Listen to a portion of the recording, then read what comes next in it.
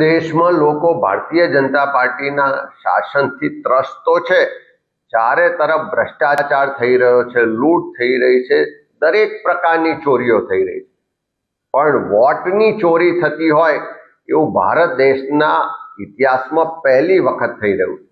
અને એ પણ ભારતીય જનતા પાર્ટી પડદા પાછળ રહીને ચૂંટણી પંચના માધ્યમથી કરાવી રહી છે. ચૂંટણીઓ જીતવા માટે જે કાવા દાવા સામ દામ દંડ ભેદની નીતિ તો ભાજપ અપનાવે જ છે, પણ હવે ચૂંટણી પંચનો દુરુપયોગ થઈ રહ્યો છે. જે ચૂંટણી પંચ સ્વાયત્ત છે, જેની જવાબદારી છે કે તટસ્થતાથી, પારદર્શકતાથી, પ્રમાણિકતાથી ચૂંટણીઓ થવી જોઈએ, લોકશાહીની રક્ષા થવી જોઈએ, લોકશાહીમાં જે નાગરિકોનો મતનો અધિકાર છે એ અધિકારની રક્ષા થવી જોઈએ. પણ આજે જે રીતે રાહુલજીએ આખા દેશમાં વોટ ચોરી માટેની વાતને ઉપાડી છે, જે રીતે પુરાવા સાથે કર્ણાટકના આધારને પુરાવા આપ્યા છે, એ જોતા સ્પષ્ટ લાગી રહ્યું છે કે ચૂંટણી પંચ પર હવે કોઈને પણ વિશ્વાસ નથી. ગુજરાતમાં પણ આપણે જોયું છે કે વારંવાર ચૂંટણીઓમાં જે પરિણામો આવે ત્યારે આખી ચૂંટણી પ્રક્રિયામાં માહોલ કંઈક જુદો હોય, મહેનત કંઈક જુદી હોય, અને પરિણામ આવે ત્યારે એમાં જમીન આસમાનનો ફરક હોય. ખૂબ મોટા માર્જિનથી જે સીટો જીતવામાં આવે છે એની પાછળ આખા દેશમાં આ રીતની વોટ ચોરી જવાબદાર છે. આવનારા દિવસોમાં ગુજરાતમાં પણ એના માટેની એક ઝુંબેશ ઉઠાવવા જઈ રહ્યા છે. એક એક બૂથ પર એક એક મતદારના ઘેર જઈ અને એની ચકાસણી પણ કોંગ્રેસના કાર્યકરો કરશે. મારે ચૂંટણી પંચને પૂછવું છે કે કોઈ પણ નાગરિક હોય કે તમારી સામે કોઈ પ્રશ્ન ઉઠાવે, કોઈ પણ તમારા નીતિ રીતિ કે એની સામે પ્રશ્નો ઉઠાવે તો એનું સમાધાન, એને જવાબ આપવાની જવાબદારી ચૂંટણી પંચની છે.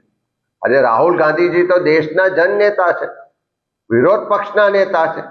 કોંગ્રેસ પાર્ટીના એક જવાબદાર સર્વોચ્ચ નેતૃત્વ જ્યારે સવાલ ઉઠાવતું હોય તો એને સમાધાન કરવાને બદલે, એની પૂરતી માહિતીને પુરાવા આપવાને બદલે આજે એમને એમ કહેવામાં આવે કે એફિડેવિટ કરો, એમને નોટિસો પાઠવવામાં આવે.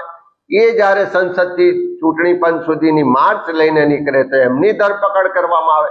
એનો સ્પષ્ટ મતલબ છે કે જવાબ ચૂંટણી પંચ આપવા નથી માંગતું, પણ જે આખી વોટ ચોરીનું સ્કેમ કૌભાંડ બહાર આવ્યું છે, જે ભારતીય જનતા પાર્ટી નરેન્દ્ર મોદીની પોલ ખુલી રહી છે, એને કારણે ક્યાંક ડરમાં, ક્યાંક ભય હેઠળ ભારતીય જનતા પાર્ટીના લોકો આગળ આવીને બળી ચડીને બોલી રહ્યા છે. એ લોકો પ્રેશર કરીને ચૂંટણી પંચ જોડે નોટિસો અપાવી રહ્યા છે. પણ હવે લોકો જાગી ગયા છે. આ વોટ ચોરીનું આખું જે ષડયંત્ર છે એ ખુલ્લું કર્યું છે રાહુલજીએ. આજે દેશનો એક એક નાગરિક રાહુલજીના રાહ પર ચાલીને વોટ ચોરીના આખા ષડયંત્રને ખુલ્લો પાડવા માટે કટિબદ્ધ છે.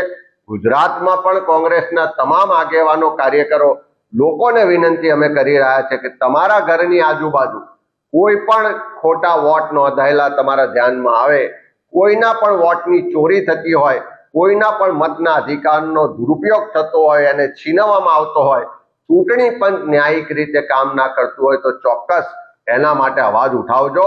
અમે બધા તૈયાર છીએ તમારા માટે. આવનારા દિવસોમાં આપણે સડકથી લઈને સંસદ સુધી આ વોટ ચોરીના આખા ષડયંત્રને ખુલ્લું પાડીશું. જે લોકો લોકશાહી ખતમ કરવા નીકળ્યા છે, જે લોકો સત્તા માટે ચૂંટણી પંચનો દુરુપયોગ કરવા નીકળ્યા છે, એવા તમામ લોકો સાથે મળીને લડવા માટેનો આ સમય છે. રાહુલજી આખા દેશને એક નેતૃત્વ પૂરું પાડ્યું છે, એક દિશા બતાવી છે કે આ લોકશાહી ખતમ કરવા માટે જે વોટ ચોરીનું આખું કૌભાંડ ચાલી રહ્યું છે, ષડયંત્ર ચાલી રહ્યું છે, એની સામે આપણે બધાએ સાથે મળીને લડવું પડશે. ત્યારે આવો બધા સાથે મળી ગુજરાતમાં પણ એક એક મતદારનો અધિકાર ના છીનવાઈ જાય, એક પણ જગ્યાએ કોઈ વોટ ચોરી ના થાય, ખોટી રીતે મતદાર યાદીઓ કે ચૂંટણીને અસર કરી અને જે પરિણામો લાવવાના પ્રયત્ન થાય છે એને રોકવા માટે સાથે મળીને આગળ વધીએ અને કોંગ્રેસ પાર્ટી તમારા અધિકારની રક્ષા માટે હરહંમેશ લડાઈનું નેતૃત્વ કરશે. આભાર.